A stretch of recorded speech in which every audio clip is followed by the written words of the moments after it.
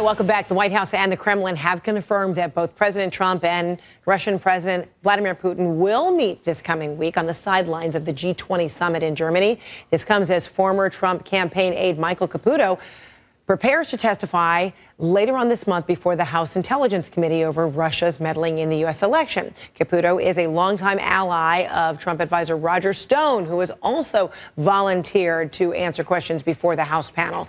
Lawmakers want to know more about Stone's communication with WikiLeaks. All right, the panel also plans to interview Susan Rice, who served as national security advisor under former President Barack Obama. Rice has come under scrutiny from Republicans on the panel who accuse her of improperly unmasking the names of Trump associates in classified intelligence reports. She denies the accusations. All of this has the potential to not only become a PR nightmare, but a legal issue for the Trump administration. Let's talk more with Avery Freeman, a civil rights attorney and law professor, and Richard Herman, a criminal defense attorney.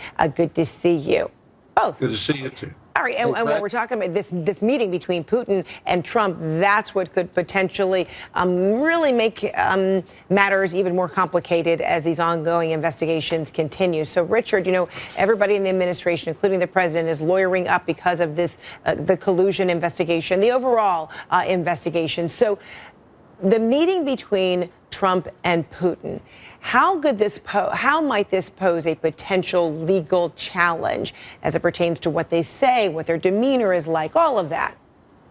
Well, Fred, have you seen his new book out, The Art of Embarrassing the American People? Because this is the level of embarrassment by this individual is off the charts. And now he's going into a meeting at a summit. And the last summit he attended, the only vision you really take away from that is him basically knocking over one of the other world leaders to get to the front of the line and not even apologizing. But here he walks into one, G20. General McMaster's last Thursday said, you know, there is no agenda. He's just going. And that's how his presidency is. He shoots from the hip. He doesn't prepare. He doesn't take advice. He doesn't do his homework. He watches 5 hours of TV a day and then tweets like a little child. Okay. So he's walking in to meet Putin, KGB-trained master politician who will seek to get some benefit from Trump, some easing of the sanctions, maybe to start with returning the 2 properties in Maryland and New York, something. Putin will walk away with something. Trump will walk away with nothing.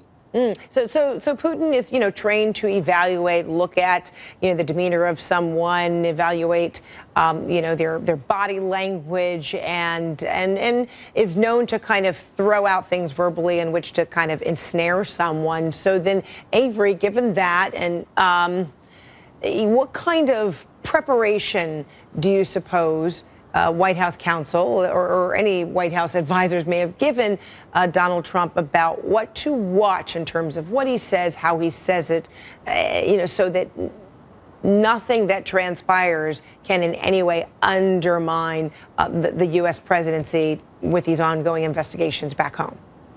Well, let's say that the president is actually giving serious thought to his lawyers and their instruction to him. The problem is you have a constitutional collision because of the investigation on collusion. And what I mean by that is that the president should be completely unencumbered under Article 2, which gives him broad power in foreign affairs. The problem is that he doesn't appear to be taking direction from his lawyers, who are basically saying, listen, don't talk, don't tweet. And the problem is that I think everyone is scared to death, including White House counsel, about what the president is going to say. You're right that Putin knows how to push the buttons. And if he can push the right buttons, this president is going to say something. So at the end of the day, while he should be unfettered and really have a meaningful discussion, the fact is, with everybody all lawyered up and in this investigation going on, the best advice that Donald Trump can get is don't say anything, just listen. So then Article under 2, there should be that unfettered access. But then, Richard, given these ongoing investigations, is it unwise for the president of the United States to be in close quarters with Vladimir Putin?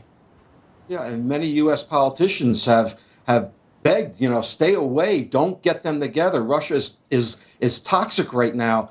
And you know he's not going to listen to anybody. He never does listen to anybody. And the elephant in the room here, Fred, is that 17 intelligence agencies said Russia attacked our election process in hopes of favoring Mr. Trump. Mr. Trump has done nothing to prevent this from happening again. He has not stood up for it. He has not called Putin on it. He has done nothing. And really, Fred, why should he? Because if it's true, then it goes and undermines the validity of his election win. And he's not a true man. He's a child, and he can't get that.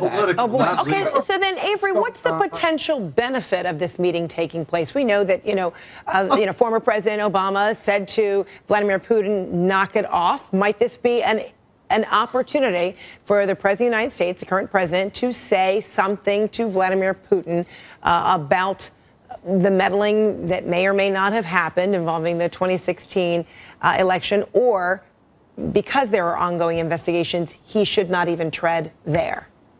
Well, he's going to say something. Of course he's going to say something. The problem is the White House counsel and the lawyers for all these people associated with the administration are just hoping that the conversation is going to be limited. Look, he's going to be dealing with Angela Merkel. He's going to be dealing with Macron. He's going to be dealing with all the other members of the G20. Yes, there will be contact, but beyond anything superficial, Frederica, I think it's very unlikely, if he listens to the lawyers, that he's going to say a whole heck of a lot. All right. And unlikely to be another moment of, pushing someone aside like you did with the leader of Montenegro that you made reference to, Richard. We shall see. Highly anticipated week there in Hamburg, Germany. All right, Richard, Avery, thanks so much. Always appreciate your brilliance on all topics. Take care. Thank you, Frank. All right.